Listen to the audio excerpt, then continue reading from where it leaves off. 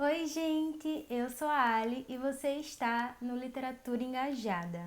Se você ainda não me conhece, eu sou a Ali do Literatura Engajada, um espaço para a gente conversar sobre literatura e sociedade, de maneira a pensar a literatura como uma ferramenta transformadora e de criticidade acerca do mundo. Eu também sou mediadora de leitura do Clube de Literatura Negro-Brasileira, que é um projeto que visa fomentar a leitura intelectual e literária de produções de pessoas negras.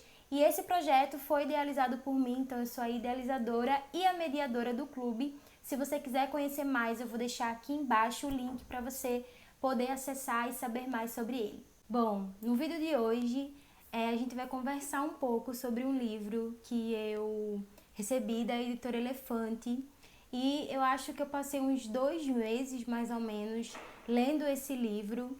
Ele foi um livro que me despertou para muitas coisas e me fez questionar muitas outras também. É um livro que traz muita informação, então por isso que eu precisei desse tempo aí para conseguir ler, né, tudo, já que é um livro de não ficção, né, um livro que traz um aparato aí sobre diversas coisas. E eu tô falando do Vidas Negras Importam e a Libertação Negra, da Kianga Yamata Taylor. Esse livro, como eu mencionei, eu recebi da editora Elefante. E pode ver que ele tá cheio de marcações por aqui, porque ele foi uma leitura muito incrível. Eu queria já ter trazido sobre esse livro, mas eu não consegui. Nem lá no Instagram também, que é onde eu geralmente ponho as resenhas, né? E aí eu resolvi trazer ele hoje aqui pra gente conversar um pouco e eu poder falar sobre as minhas principais impressões sobre ele. Bom, logo no começo, né, logo na introdução, a autora do livro vai trazer pra gente um panorama. Na verdade, esse é o intuito do livro, né, fazer um panorama sobre como que os Estados Unidos conseguiu ao longo do tempo aí maquiar, né, o racismo estrutural, principalmente, racismo institucional dentro do país.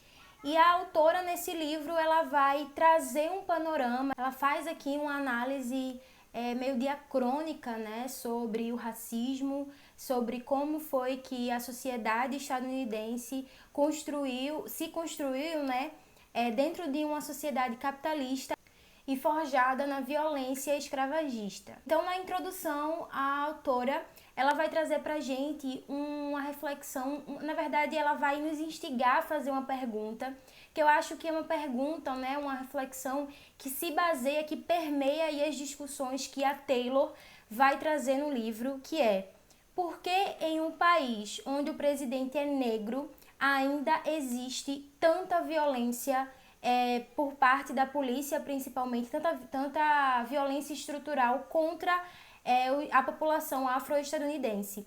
Então, essa é uma discussão que vai permear todos os capítulos, praticamente, né? Uma reflexão que a autora faz, que é justamente como surgiu aí o movimento Vidas Negras Importam lá nos Estados Unidos, né? O Black Lives Matter.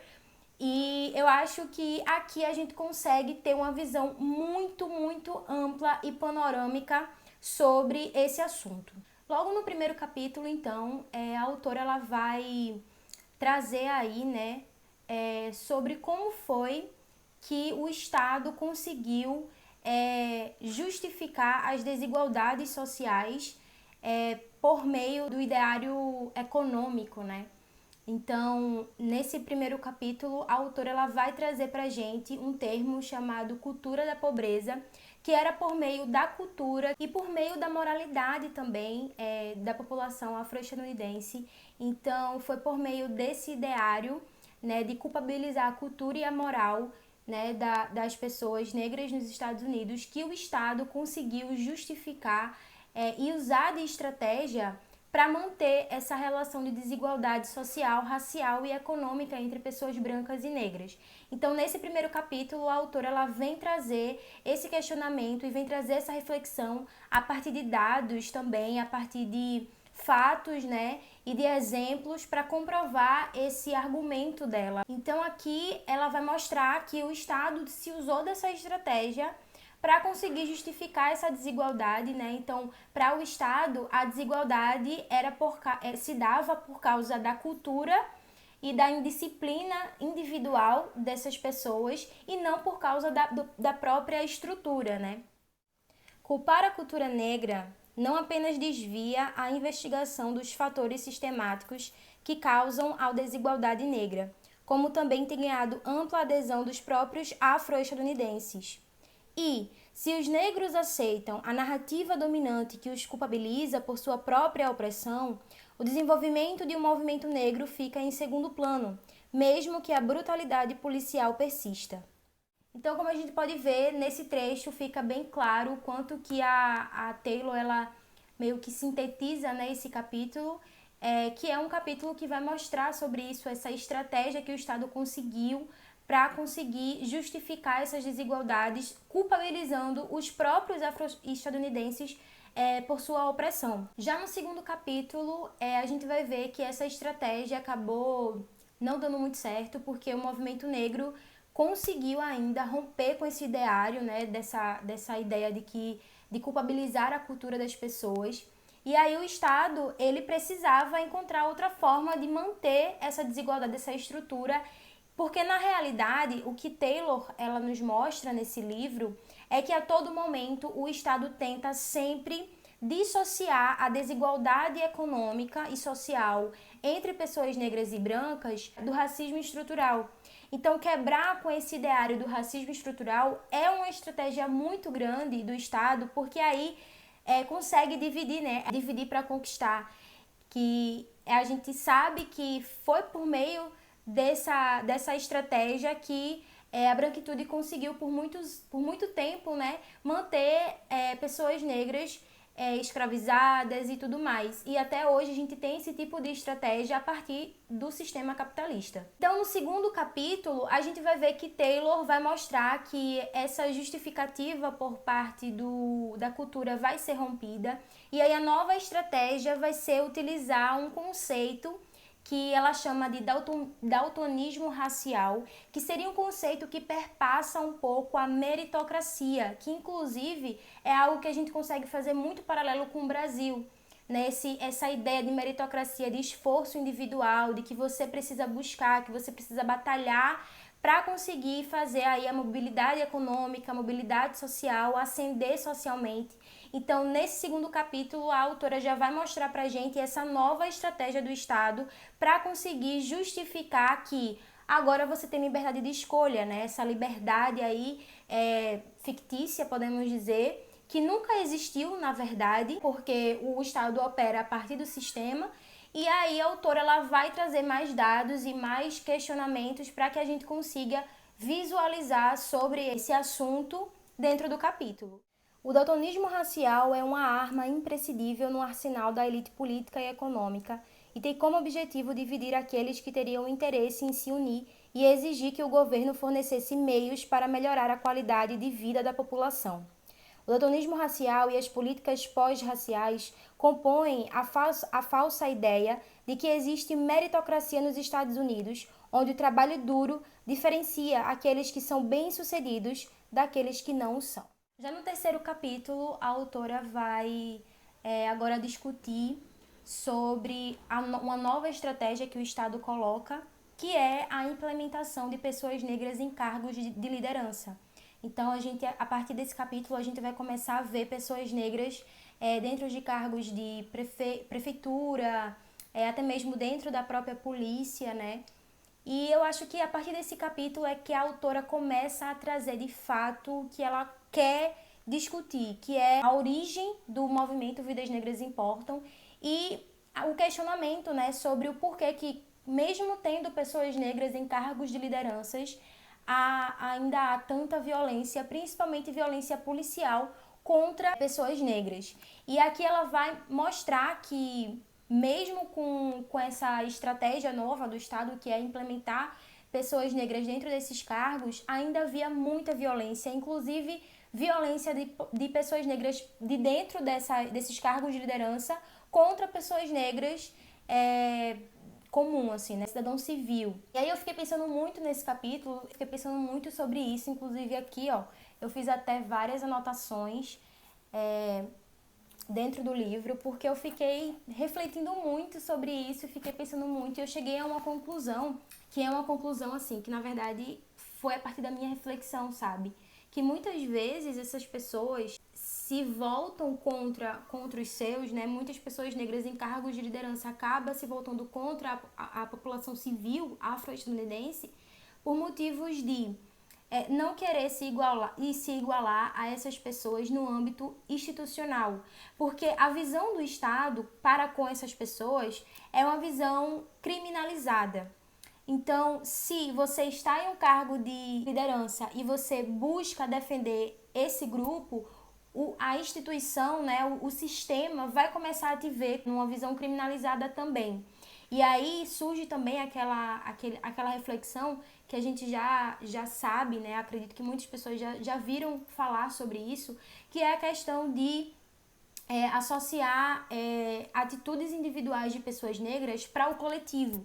Então, se uma pessoa negra faz algo errado, podemos dizer assim, todas as outras pessoas negras acabam sendo cobradas por essa atitude, sabe? E isso coloca a gente dentro de uma massa homogênea, como se todo mundo fosse igual. E isso é só mais uma forma de desumanizar a gente, porque tira a nossa subjetividade, sabe? Tira as nossas individualidades como seres humanos. Então, nós não somos uma massa homogênea que pensa igual, que age igual, que fala igual, sabe? Então, eu acho que nesse capítulo eu cheguei muito assim, dentro dessa reflexão, fiquei pensando muito sobre isso.